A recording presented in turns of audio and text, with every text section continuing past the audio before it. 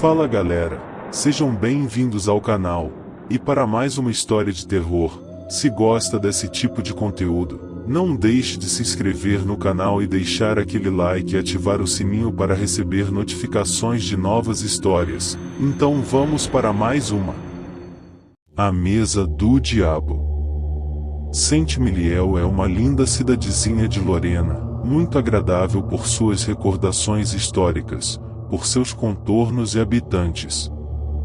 Aí passei o ano passado 45 dias deliciosos, e creio que desejaria aí morar toda a minha vida. Esta cidade é rodeada por colinas muito elevadas. Sobre uma delas, encontram-se ainda vestígios de um campo romano. Outra possui raros restos de um antigo castelo forte, cuja arquitetura, em partes perfeitamente conservada, lembra o estilo simples da Idade Média. Pela parte meridional se prolongam os montículos coroados por maneira muito pitoresca.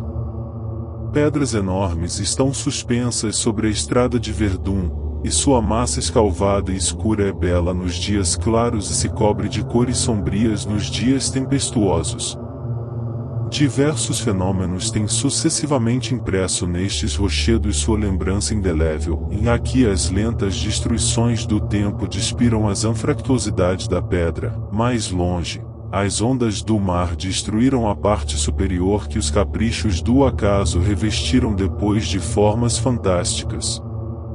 Por toda a parte, desenvolve-se a imensidade dos tempos, e a vista, depois de se ter abatido tristemente sobre esse minguado fio d'água que murmura sua agonia ao pé da pedra, se levanta e vai perguntar aos céus qual inteligência pôde expelir para tão longe de seu primeiro leito um oceano inteiro, sem haver, ao mesmo tempo, destruído o sistema harmônico que rege o universo.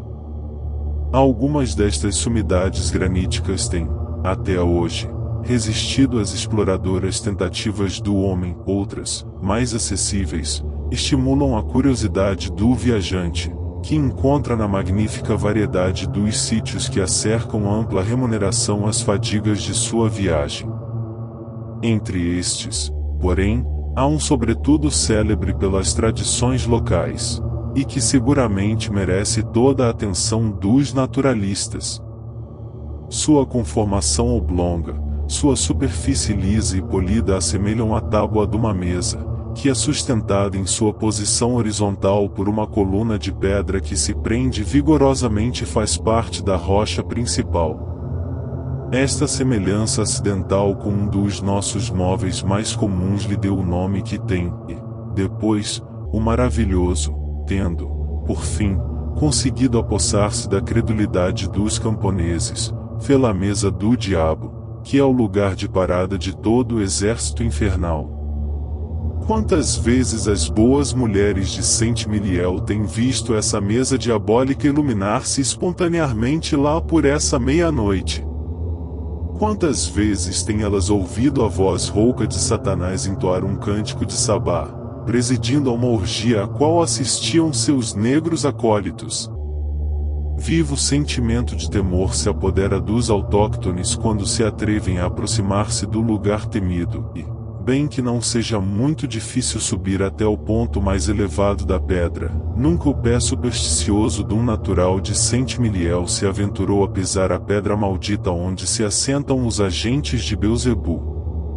Nós, soldados, que somos assaz desgraçados por não havermos compartido a fé cândida que povoou o universo de feiticeiros e mágicos, nós que procuramos com os olhos da razão descobrir a causa dos acontecimentos sobrenaturais que impõem a multidão, projetamos um dia, dando grande escândalo às velhas da cidade, ir cear à mesa satânica. Éramos 8 bons diabos, muito capazes seguramente de nos defender contra a milícia do inferno, mesmo quando Sua Majestade, o Príncipe das Trevas, julgasse conveniente tentar alguma sortida contra os violadores de seu domínio. Uma noite, depois de nos havermos fornecido de algumas carnes frias e de um número suficiente de garrafas de Bar-le-Duc, pusemo-nos alegremente em caminho, protegidos por uma noite sombria e nebulosa. Algum risco corremos para subirmos um após do outro ao pico terrível, porquanto a obscuridade fazia perigosa a empresa.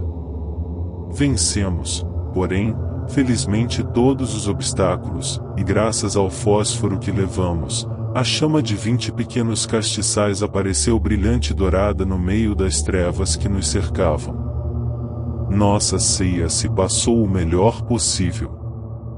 Orgulhosos por havermos dado cabo a tão grande aventura, propunhamo-nos a fazer dela objeto de uma história mais espantosa do que todas as outras, quando uma singular aparição veio, de repente, fazer calar em nossas almas um sentimento de confusão e terror.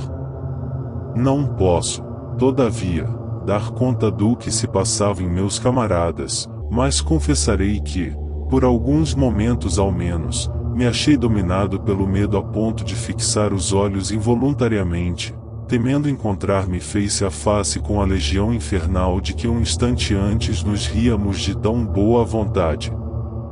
Era um corpo alto, magro, macilento e descarnado, raros cabelos brancos caíam em desordem por seu pescoço de bronze, e seus olhos, que horrivelmente se prendiam em um rosto só composto de ossos, se dirigiam para nós com estranha expressão de estúpida curiosidade.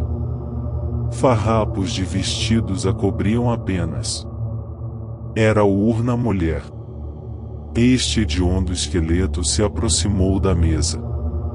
Sua mão descarnada se estendeu sobre a pedra, que em vão procurava abalar. Depois, uma voz, que parecia sair de uma caverna, vibrou nos ares. Satanás, que fizeste de minha filha? É a noiva do diabo, disse um dos nossos camaradas, voltando de espanto. Seguiu-se geral explosão de gargalhada. Quanto a mim, não tenho hoje vergonha de dizer, eu estava comovido. Satanás, que fizeste de minha filha? Repetiu a mesma voz. Vejamos se a podemos reter, e continuou Lescaut. Esta infeliz é louca, mas tem às vezes lúcidos intervalos. Se conseguirmos tirar-lhe a desconfiança, talvez nos contará a catástrofe que a privou da razão. Além disso, ela não tem outro recurso que não seja a pública beneficência, e será uma boa ação dar-lhe algum socorro. Desceu, então, da mesa de pedra sobre que estava sentado e procurou chegar-se para a desgraçada mulher, mas esta, cujo olhar convulsivo tinha observado todos os seus movimentos, deu alguns passos para trás, atirou-se resolutamente para a parte inferior da pedra e desapareceu. Julgamos que se houvesse espedaçado na queda. Felizmente, ela mesma dissipou nossos receios, porque em 2 ou 3 minutos, sua voz rouca atravessou o nosso espaço e nos fez esta despedida. Satanás, faltaste à tua promessa. Pediste-me minha filha, dei-a para achar seu pai e o seu pai não voltou. Amaldiçoado sejas, Satanás, Satanás, amaldiçoado sejas. Dificilmente ouvimos estas últimas imprecações, porque a voz se ia ouvindo cada vez mais longe. Esta inesperada cena nos havia incomodado e, a despeito dos inoportunos esforços de muitos de entre nós, a conversação se tornou fria e lânguida. Aproveitei-me desta circunstância para convidar Lescaut a contar-nos a história da louca. Lescaut não se fez de rogado e começou nestes termos.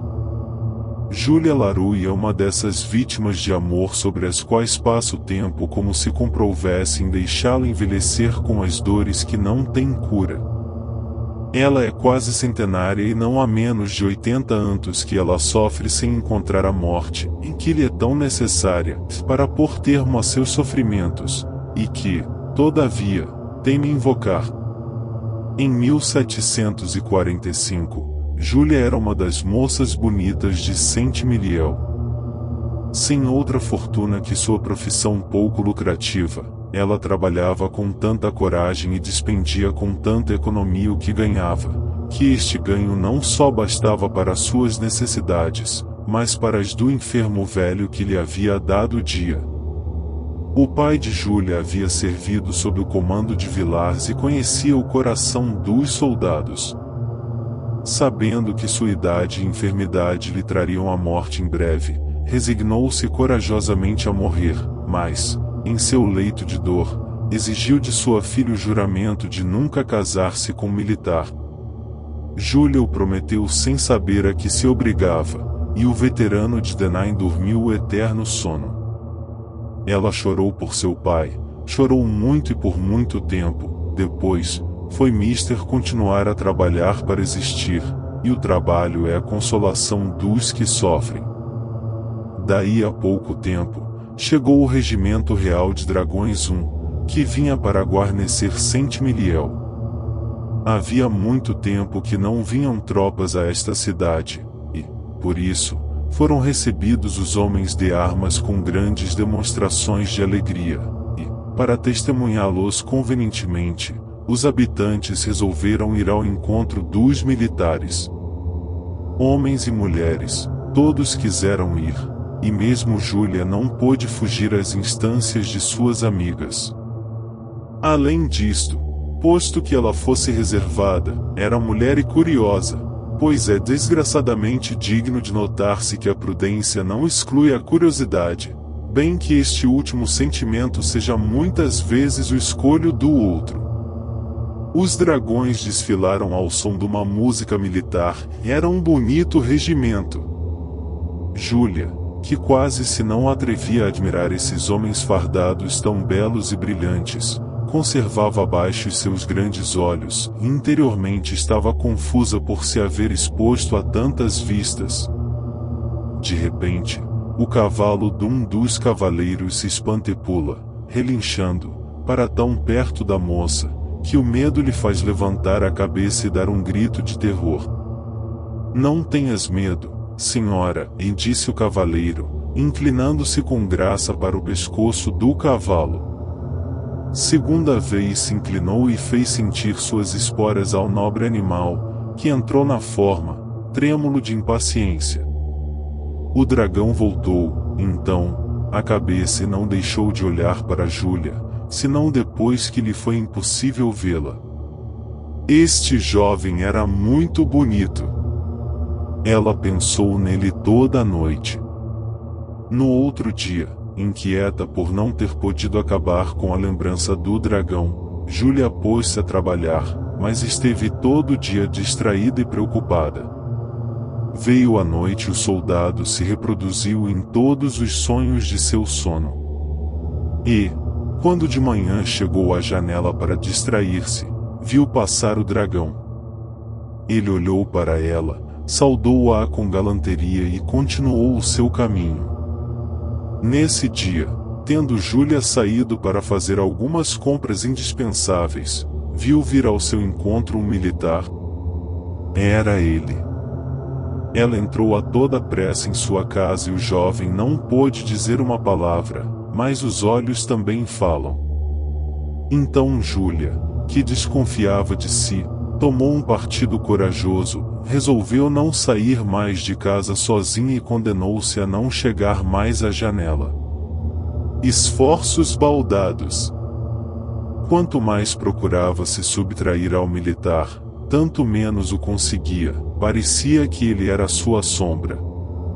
E, depois, todas essas privações eram baldadas, quando o dragão não aparecia, sua memória supria essa falta. E a memória está muito perto do coração. Uma vez, 4 dias se passaram sem vê-lo e teve a consequência de se queixar disso a Josefina, moça gorda e jovial que vinha de tempos em tempos partilhar de sua voluntária reclusão. "Ah! Sei de quem queres falar", disse a confidente. "É de João do Bois." "Não sei como se chama", respondeu Júlia, corando. "Mas como tu o conheces?" "Vou dizer-te. Seu camarada Pedro Gelli me corteja. E ele me contou que do Bois está louco de amores, de sorte que eu não sabia que era por ti, mas sei que ele faltou ao serviço e foi preso por isso. Assim, João de Bois sofria e sofria de amores por causa dela. E esta ideia lhe fez tanto mal. Quando chegou a tarde, Júlia, sem saber que motivos a faziam obrar, chegou à janela como costumava. Apenas o fez, apareceu o dragão. No outro dia, quando Josefina entrou em casa, Júlia estava muito agitada. Ela não pôde deixar de confessar-lhe a promessa que havia feito a seu pai moribundo, e a impressão que Du Bois tinha produzido sobre ela. Até não lhe ocultou os combates que tinha dado para vencer sua nascente paixão. Sua amiga disse assim: em uma aldeia pouco distante daqui, em Lacroix, mora uma feiticeira. Vai procurá-la e pede-lhe um conselho. Como ela lê o futuro, poderá dizer-te se serás mais feliz casando-te com Du Bois do que obedecendo a teu pai. Que me propões, Josefina? Pois eu já estive com ela 3 vezes. E que te disse ela? Ela me predisse tudo o que me havia acontecido. E, depois, me assegurou que eu faria um bom casamento. Pois bem, irei, disse Júlia suspirando. Irei amanhã. Se tu me quiseres acompanhar. Nada. É necessário ir só. A velha me disse. Irei amanhã. Pois vai. E a alegre Josefina se foi, mas teve a indiscrição de contar tudo isso a seu amante. Na tarde do dia seguinte, Júlia foi visitar a feiticeira. Era uma mulher baixinha, feia e velha que o céu havia dotado de um grande fundo de malignidade, de que ela se servia para aproveitar a credulidade pública. Logo que viu Júlia, disse-lhe: eu te esperava. Pois tu sabias que eu havia de vir. Disse Júlia, admirada. Minha arte me tinha anunciado a tua chegada. Entra. Então, a velha introduziu Júlia em um gabinete mal esclarecido. Figuras cabalísticas estavam penduradas no muro, ossos humanos jaziam em desordem no assoalho, em uma palavra, havia se reunido neste lugar tudo quanto pode surpreender ou desvairar a imaginação. A feiticeira cobriu a cabeça com um comprido barrete, pôs sobre os ombros um pedaço de pano encarnado, pegou na varinha adivinhadora e, tendo-se fechado em um círculo mágico, pronunciou gravemente estas palavras: teu pai exigiu de ti mais do que podias prometer. A natureza e a força de minhas conjurações te dispensam de teu irrefletido juramento.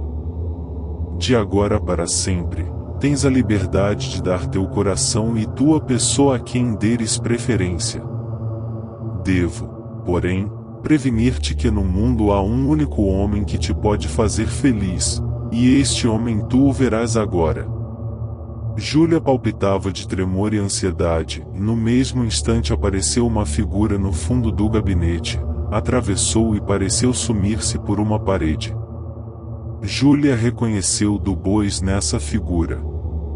Atemorizada, mas satisfeita, recompensou generosamente a feiticeira e, à pressa, voltou para a cidade.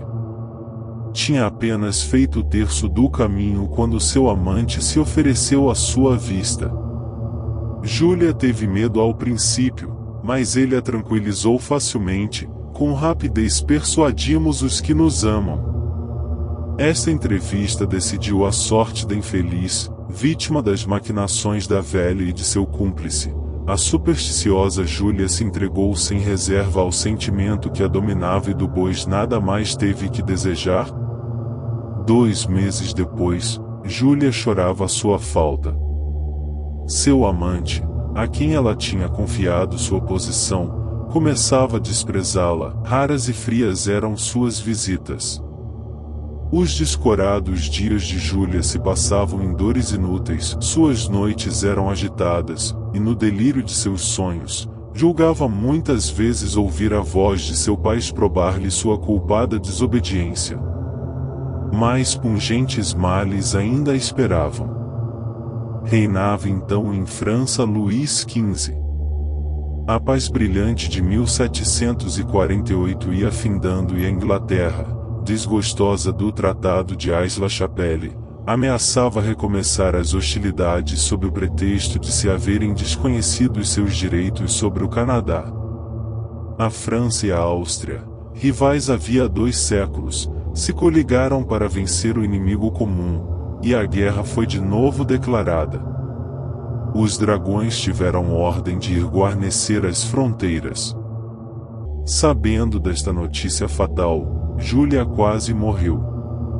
Até então, tinha esperanças, mas esta partida inesperada a deixava só, com a vergonha e sem um nome para o infante que tinha no ventre.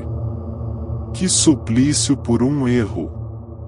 Oh, ela não chorava seu amante, chorava alguma coisa mais sagrada, que ela podia abandonar a vida, mas esse fruto do amor, que se agitava em seu seio, devia também ser condenado à morte. E, entretanto, Dubois não aparecia. Ele a tinha abandonado. Fortalecendo-se com a sua ternura materna, foi ao quartel na véspera do dia determinado para a partida e, aí, tendo encontrado seu amante, exprobou-lhe o procedimento. O infame deu uma risada, e para subtrair-se às importunações de sua amante, fugiu, deixando-a exposta aos insultos de seus camaradas. Júlia compreendeu que estava perdida e, tranquilizando-se à força de desesperação, voltou para casa, meditando vingar-se. Nesta mesma noite o regimento deixou Saint-Mihiel. Entretanto, a exaltação febril de Júlia se dissipava para ser substituída por uma melancolia profunda e absorvente, que eliminava a vida insensivelmente. Em pouco tempo, alterou-se a sua saúde, suas forças foram em diminuição e, por intervalos, perdia a razão. Deu, porém, à luz a uma menina e saboreou sua última alegria de mulher dando seu primeiro beijo de mãe. Muito desgraçada, não quis se separar de sua filha e criou-a. Havia pouco mais ou menos 3 meses que Júlia tinha voltado às suas antigas ocupações, e o repouso, em falta de felicidade, começava a voltar à sua alma amortecida, quando um dia recebeu a visita estranha da feiticeira que preparara a sua perda. Posto que ignorava toda a parte que esta miserável tivera em seu destino, ela não pôde deixar de estremecer, vendo-a. Minha filha, disse-lhe a velha, sei o que te aconteceu, e de ti me compadeço. Venho dar-te conselho e procurar-te alívio. É impossível. Tem confiança em mim.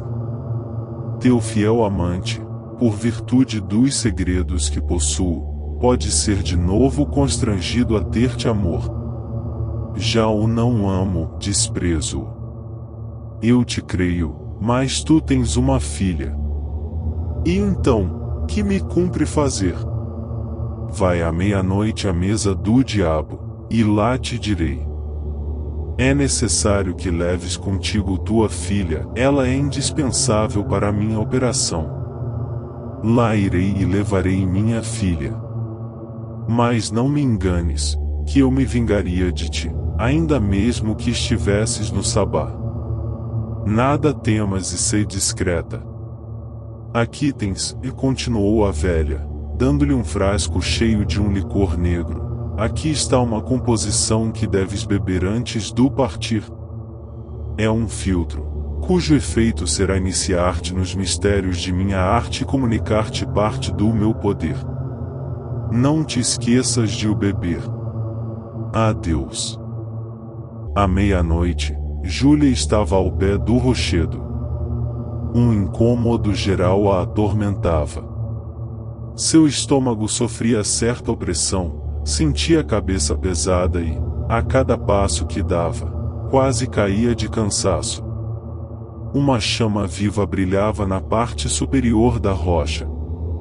Júlia pensava que esta claridade era sobrenatural e sentiu-se desfalecer. A velha veio em seu socorro. Júlia viu-se obrigada a sentar-se. "Dá-me a tua filha", disse a velha mágica. "Conheço melhor o caminho que vai dar na mesa do diabo e, além disso, estás cansada." "Nunca me separarei de minha filha!" exclamou Júlia. E apertava a inocente criatura em seus braços. Mais depressa se viu obrigada a ceder à influência de um sono invencível. Seus olhos se fecharam, caiu e adormeceu. A feiticeira riu-se com a alegria de um tigre, e Júlia já tinha bebido toda a dose de ópio. Ela pegou a menina, subiu a escarpada rocha e logo se ouviram gritos agudos no cume.